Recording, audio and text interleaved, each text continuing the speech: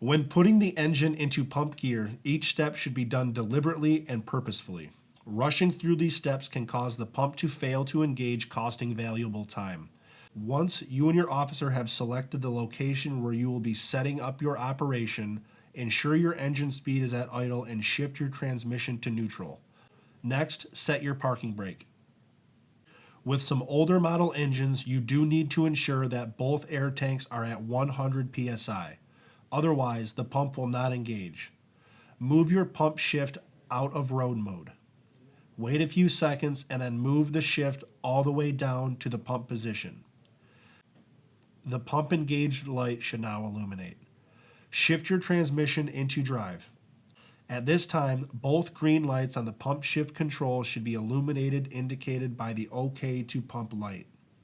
Miles per hour on your speedometer should also increase to 15 or 20 miles per hour, depending on the apparatus. Since the transmission has transitioned into pump, the accelerator should no longer move the apparatus. Once you exit, ensure that you secure the cab, chalk the wheels, and keep your doors and windows closed.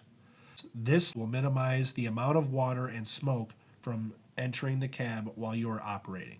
Keep in mind, there are 7 points to ensure that our engine is in pump.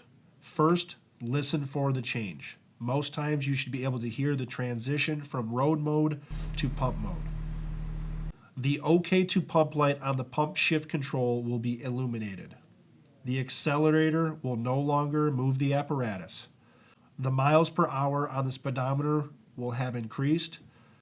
The throttle ready light on the pump throttle will be illuminated. On Pierce apparatus, the OK to pump indicator will be illuminated. Finally, the pump discharge pressure should register on the gauge. If you find that the pump has failed to engage, it will more than likely be due to performing these steps in the wrong sequence or too quickly. Return to the cab, place your transmission back into neutral, and repeat the shifting process. You can also attempt to place the transmission into reverse and back into neutral to help the teeth on the transmission grommets better align. If all else fails, shut the engine down and start from the beginning. Once pump operations have ended, you will need to place your pump back into road mode.